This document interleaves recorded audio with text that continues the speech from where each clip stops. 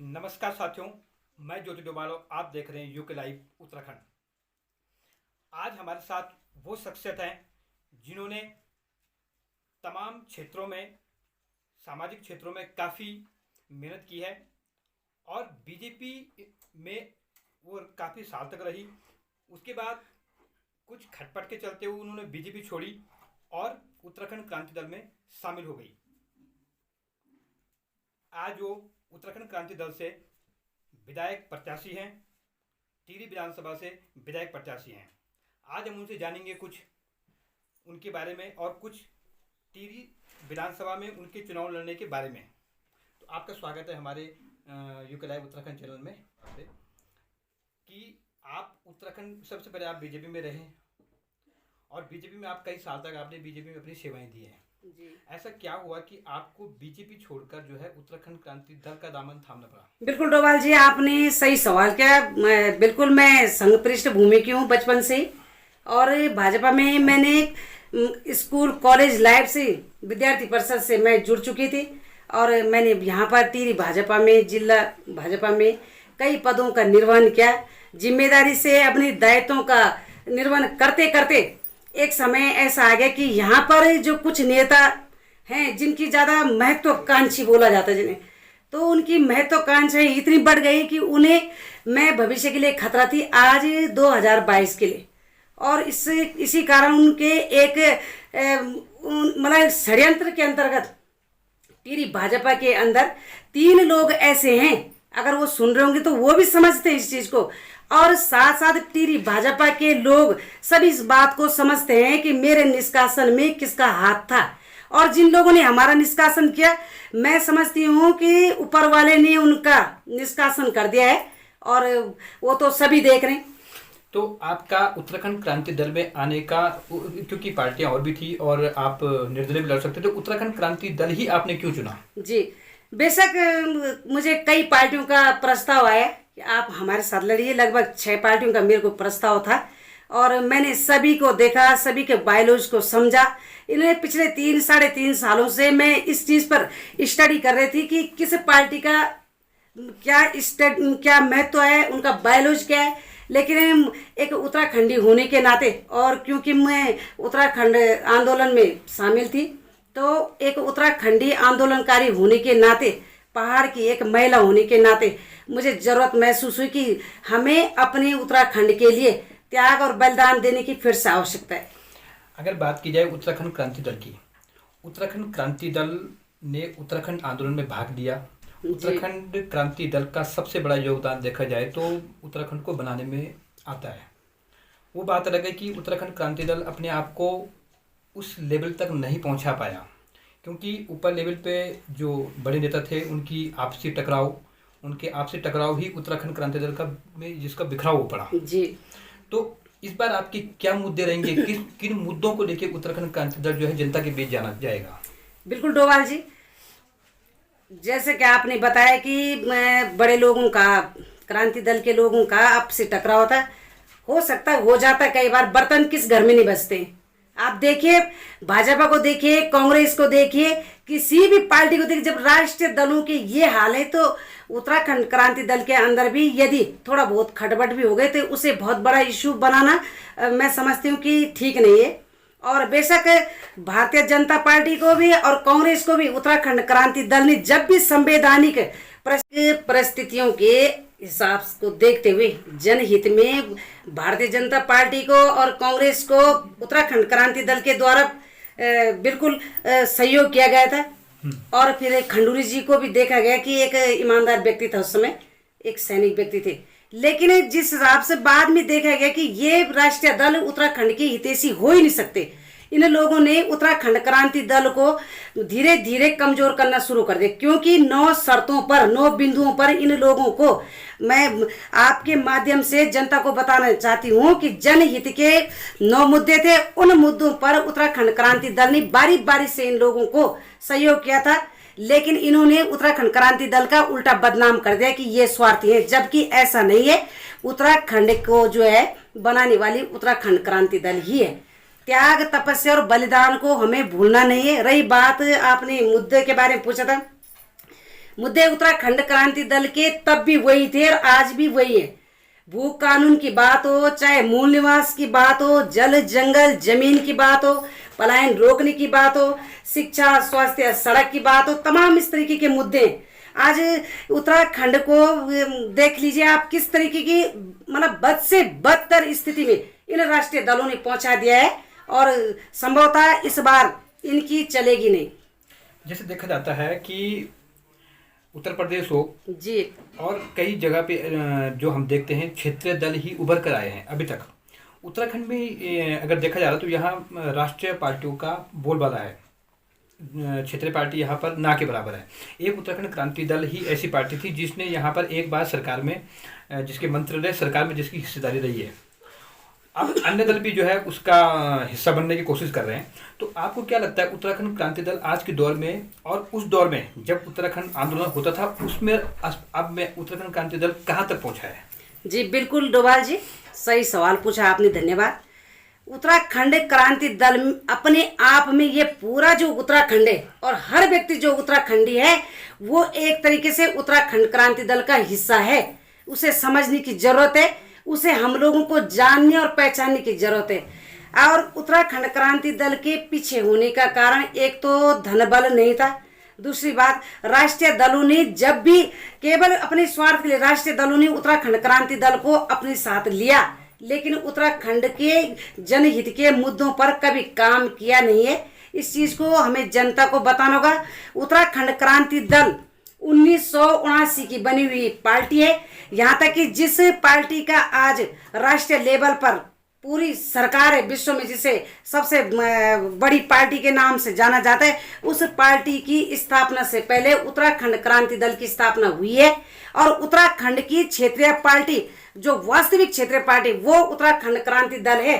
आज के युवाओं को इस चीज को समझना होगा और मैं आपके माध्यम से कहना चाहती हूँ सभी तमाम युवाओं को, माताओं बहनों को, एक बार उत्तराखंड क्रांति दल का इतिहास आप सर्च कीजिए, गूगल पे देखिए, चाहे आप अपने से बड़े बुजुर्गों से पूछिए, लेकिन जानिए जरूर, आज नहीं तो हमारे अस्तित्व और भविष्य के लिए खतरा मंडरा रहा है। उर्मिला महर सिलकोटी की बात करते हैं। आपका जीवन काफी संघर्ष भरा रहा है। अभी आप 2022 विधानसभा चुनाव लड़ रहे हैं और पहली महिला आप हैं जो टिहरी में विधानसभा चुनाव लड़ेंगी। आप दूसरों के मुकाबले अपने आप को कहाँ पाते हैं? जी बिल्कुल डोभाल जी, उत्तराखंड क्रांति दल ने मुझे यहाँ पर प्रत्याशी घोषित किया, उसके लिए मैं बारंबार केवल प्रणाम कर सकती हूँ, अपने केंद्रीय नेतृत्व को धन्यवाद दे सकती हूँ। और यदि मैं कहूँ तो मेरा सौभाग्य है उत्तराखंड के इन दल बदलू नेताओं ने आज इस टिहरी विधानसभा को पूरे प्रदेश में हॉट सीट की स्थिति में ला दिया है। और रही बात एक महिला होने के नाते, महिला हो या पुरुष हो, मैं सबको इक्वल समझती हूँ। और जब बात लड़ाई की है तो जंग में कौन मेरे आगे है मैं ये चीज़ नहीं देखती हूँ। मेरा मकसद है यदि मैं जंग में उतरी तो उस जंग को मुझे जीतना है। टिहरी विधानसभा में मैं इन सारे दल बदलू नेताओं से लेकर के अन्य नेताओं से लेकर के स्वयं को आगे समझती हूँ। कारण माताएं और बहनें जब जब किसी चीज को करने पे तुली हैं तो उस कार्य को पूर्ण करके रहेंगे। और मुझे विश्वास है माँ बहनें इस सृष्टि के अंदर क्या नहीं कर सकती और वो इस बार उसे साबित करके रहेंगी, ऐसा मेरा विश्वास है।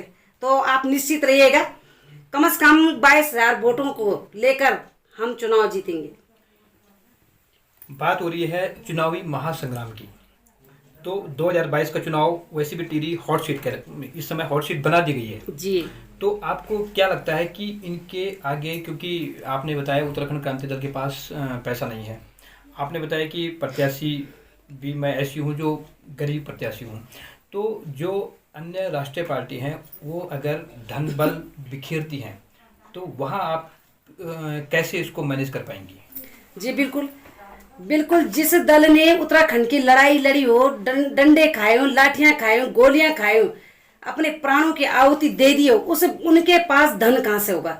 दूसरी बात, उत्तराखंड क्रांति दल ने राज्य प्राप्ति का संघर्ष किया था और उसको प्राप्त जरूर किया। लेकिन ये कभी नहीं सोचा था कि हमको चुनाव लड़ना है। उस दौर की बात करें, परिस्थितियां आज ऐसी आ गई हैं कि तब हम राज्य बनाने के लिए लड़े थे, आज हमें राज्य बचाने के लिए लड़ना पड़ रहा है।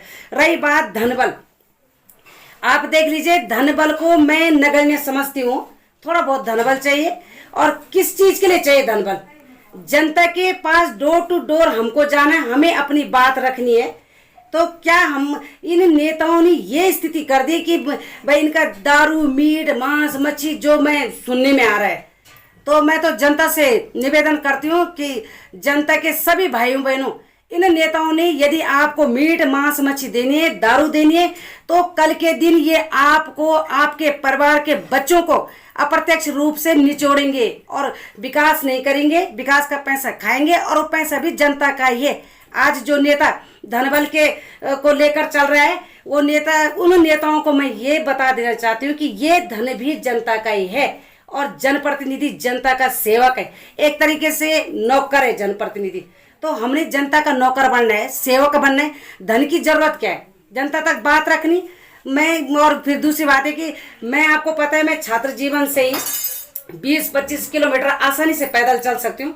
इस टिहरी विधानसभा के एक एक रास्ते मुझे पता है, क्योंकि हमने छात्र जीवन में और राज्य आंदोलन के समय में इन्हीं रास्तों से मैं होकर गुजरी हूँ। उर्मिला मेहर एक विधायक प्रत्याशी के रूप में आज भले जनता के बीच जा रही, लेकिन उर्मिला मेहर के पद चिन्ह 1994 में, 1998 में घर घर जा चुके हैं। बात करें, अगर यदि जनता का आशीर्वाद आपको मिलता है और आप विधायक बनते हैं, तो आपके प्रमुख जो मुद्दे हैं और जो प्रमुख यहाँ की समस्याएं हैं, उनको आप किस रूप में लेंगी? दूसरा, यहाँ पर जैसे सड़कों की समस्या है, जो भी समस्या है, हॉस्पिटल की समस्या है, हॉस्पिटल भी यहाँ पर पीपीपी मोड पे जा रखा है, तो इसको आप किस रूप में देखते हैं कि इनको आप कैसे इन समस्याओं के हल निकाल पाएंगे? बिल्कुल डोभाल जी, यदि जनता ने मुझे आशीर्वाद दे दिया और मैं जनता के आशीर्वाद से विधानसभा पहुंचती हूँ, उत्तराखंड की विधानसभा पहुंचती हूँ, तो निश्चित ही मैं आप जनता की ऋणी रहूंगी, और उस ऋण को शायद मैं कभी चुकता नहीं कर पाऊंगी, किंतु फिर भी यथासंभव मैं कोशिश करूंगी कि उस ऋण को मैं यहाँ रोजगार की दिशा में कार्य करके चुकता करूंगी। यहाँ समस्याएं तो सभी हैं, अस्पताल की यहाँ समस्याएं, रेफर सेंटर बने हुए, यहाँ आप सड़कों की स्थिति देखिए। आज भी डोभाल जी मैं आपको बता देना चाहती हूँ, मैं गई हूँ, आप कोलदार, यही नजदीक गांव है कोलदार, 12 बरस उस रोड को हो गए। उस 12 बरस में उस रोड ने 3 जनप्रतिनिधि देख ले। वो जनप्रतिनिधि जो प्रदेश का नेतृत्व कर चुके हैं, वो जनप्रतिनिधि जो कैबिनेट का नेतृत्व कर चुके हैं, और वो जनप्रतिनिधि जो अपने आप को सबसे वो दिखाते थे कि मुझसे बढ़कर कोई नहीं। तो इस तरीके कई नेताओं को देख चुके, लेकिन वो रोड आज भी इंतजार कर रही है उन तीनों प्रतिनिधियों का जो उत्तराखंड बनने के बाद इस टिहरी विधानसभा का नेतृत्व करते आए। और आपको और बता दूं, आप बौराड़ी स्टेडियम को देख लीजिए, आप पत्रकार हैं, मुझसे बेहतर आप जानते हैं। आप बरसात में देख लीजिए क्या स्थिति है। आप वहाँ मत्स्य पालन कर सकते हैं आसानी से, मतलब इतनी शर्म हो गई, लोग हमारी मजाक उड़ाने लग गए। इस टिहरी विधानसभा में आप देखिए, ये जिला मुख्यालय की सीट है, और हमारा दुर्भाग्य है टिहरी विधानसभा में। और मैं सारे युवाओं से निवेदन करना चाहती हूँ, वो ग्राउंड बच्चों के लिए होना चाहिए था, खेल के द्वारा बच्चों को आगे का नेतृत्व मिलना चाहिए था। प्रतिनिधित्व हमारे यहाँ का बच्चा करता है, लेकिन ऐसी संभावनाएं खत्म कर दी गई हैं, और उसका सीधा से दोष उन जनप्रतिनिधियों को जाता है जो केवल विकास की बातें तो करते हैं, लेकिन विकास कभी किया नहीं। विकास उन्होंने केवल अपने परिवारों का, रिश्तेदारों का, और अपने साथ चलने वाले, एक तरीके से जिनको मतलब आम भाषा में लोग कहते हैं चमचों का विकास है। आप देख लीजिए, आज भी करास का फलना, इसे टिहरी विधान से अंजलि शहर से थोड़ा आगे है। करास का फलने की बात करूं, मेरे कुछ लोग वहाँ पे गए थे, कुछ मतलब साथी गए थे जो दिल से मेरे लिए काम कर रहे हैं, और मैंने नहीं भेजा उन्हें, लेकिन वो गए थे, और संभवतः मैं भी जाने की कोशिश करूँ। मैं काफ़ी समय पहले गई हूँ, और मतलब बहुत सालों पहले गई हूँ। आज भी उस गांव की वही स्थिति है जो स्थिति तब थी। तो भाई उस क्षेत्र के 2-2 व्यक्ति, मतलब आप लगा लो, जो व्यक्ति अपने गृह क्षेत्र का विकास नहीं कर सकते, वो क्या विकास करेंगे? आप जो है और भी कई चीजें, आप जिला मुख्यालय की सड़कों को देख लीजिए, आप तो रोज जाते होंगे, आप सारे डिपार्टमेंट या आप उस उन डिपार्टमेंटों के आगे पीछे की सड़कों को देख लीजिए, कहाँ पर है विकास। आप जो है सुलभ शौचालय देख लीजिए, टिहरी में ऊपर में सुलभ शौचालय, उसकी स्थिति देख ले आप, वहाँ पे 2 सेकंड खड़े रहे ना, मतलब आपके लिए दूभर हो जाए। बहू बेटियों के लिए मतलब इन्होंने मतलब जरा भी दिमाग में सोचा नहीं कि वास्तविक रूप में यहाँ विकास चाहिए। और विकास की बात करूँ, आप स्कूलों की स्थितियां देख लीजिए कि क्या इन 21 वर्षों में एक एक करके स्कूल बंद हुआ है। मतलब इन नेताओं के बच्चे देहरादून और विदेश पढ़ेंगे, और यहाँ जिन लोगों ने इन नेताओं को बनाया, जिन लोगों ने इन नेताओं का निर्माण किया, और जब ये नेता जनता के पीछे पलने वाले अपने बच्चों को विदेश तक भेजेंगे, लेकिन यहाँ जनता के बच्चों का कौन देखेगा। आप और बात कर लीजिए, आप सैनिकों की बात कर लीजिए, ये नेता सैनिकों के नाम पर वोटों का ध्रुवीकरण करेंगे, लेकिन कभी सैनिकों के लिए काम नहीं करेंगे। कभी मैं गांव गांव गई, मुझे कई वीर नारियां मिली हैं, आज तक वीर नारियों को पूछने कोई भी जनप्रतिनिधि नहीं गया है कि क्या आपको कोई दिक्कत है।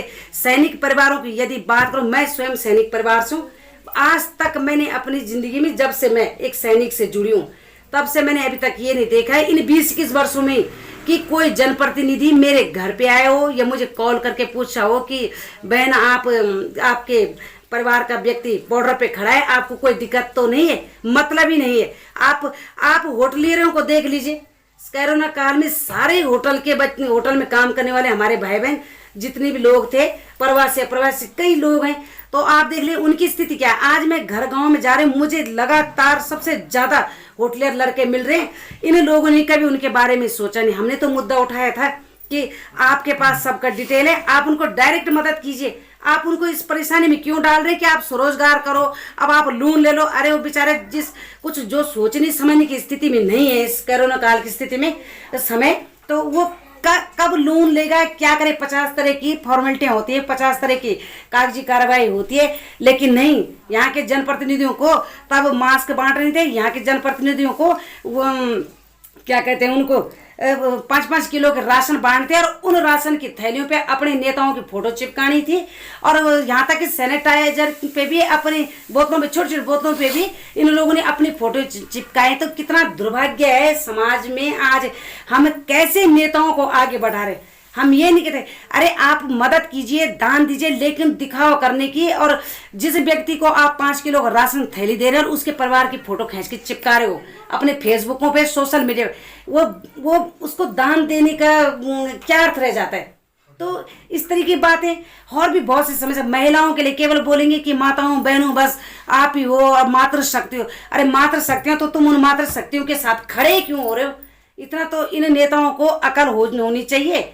आप मत लड़ते। अगर मैं एक बात कह रही हूँ, वैसे लड़ो मत, लोकतंत्र है, कोई भी लड़ सकता है, पर एक बात कर रहे हो, आप नहीं लड़ते, आप एक एक करके अपनी किसी मातृ शक्ति को खड़ा कर देते, पर नहीं, इनको खुद लड़ने, क्योंकि इनको कमाना है, कल के विधायक बनना है, इनको बंदरबांट करनी विधायक निधियों की। तो और भी समस्याएं। डोभाल जी, अंतिम क्वेश्चन आपसे जी। यहाँ देखा जाए तो कई गांव ऐसे हैं जो जहाँ सड़कें नहीं हैं। आज भी जो वृद्ध लोग हैं या जो बीमार व्यक्ति हैं उनको उठा के, और पालंकी, कई जगह तो ऐसे जहाँ पालंकी में ही जो है बूढ़े लोगों को या बीमारों को ले जाया जाता है। तो आपकी प्राथमिकता क्या होगी यहाँ पर? सड़कों के जो गांव में, जिन गांव में रोड नहीं है, क्या उन गांव में सड़क पहुँचाने की वो होगी आपकी प्राथमिकता? या फिर जैसे हॉस्पिटल जो हमने बताया कि पीपीपी मोड पर चल रहा है, उसकी तरफ उसको किस रूप में देखते हैं आपकी? वो पीपीपी मोड हट पाएगा क्या अगर उत्तराखंड क्रांति दल सरकार में शामिल होता है, या उत्तराखंड क्रांति दल के कुछ विधायक आते हैं, या आप विधायक बन के जाते हैं, तो क्या आपकी प्राथमिकता रहेगी? मेरी प्राथमिकता ये रहेगी कि किसी भी प्रकार की जो समस्या हो, भाई पहले तो सड़कें चाहिए, रास्ते सही होने चाहिए। जब रास्ते सही होंगे तो तभी गाड़ियां चलेंगी, बीमारों को लाने के लिए सुविधा होगी। और उसके बाद अस्पतालों को एक एक करके यहाँ उनकी स्थिति को ठीक किया जाएगा। इन पिछले सरकारों ने किया ही क्या है, अपने फायदे के लिए ज्यादातर यहाँ के अस्पतालों को या तो पीपी मोड में डाल दिया, और या तो यहाँ शराब को बढ़ावा दे दिया। मैं एक एक करके हर समस्या पे आज भी नजर रख रही हूँ, और कल भी एक एक करके उन समस्याओं का निपटारा किया जाएगा। और ये नहीं कि मैं एक समस्या को निपटाने के लिए जो 6 महीने 10 महीने लगा लूं, एक साथ चारों दिशाओं में काम होगा, एक साथ होगा, सड़कों का भी साथ साथ चलेगा, अस्पतालों का भी, रोजगार एक एक करके। लेकिन उसके लिए जनता को मुझ पर भरोसा करना होगा और जनता को एक एक वोट मुझे घर से, हर घर से, पहले तो सब दें, नहीं तो कम से कम हर घर से एक एक वोट मुझे दान देना होगा। बहुत बहुत धन्यवाद आपका, और हमारी शुभकामनाएं भी आपके साथ है कि आप जीतें और विधानसभा पहुँचें। ये थी हमारे साथ उत्तराखंड क्रांति दल से टिहरी विधानसभा की प्रत्याशी।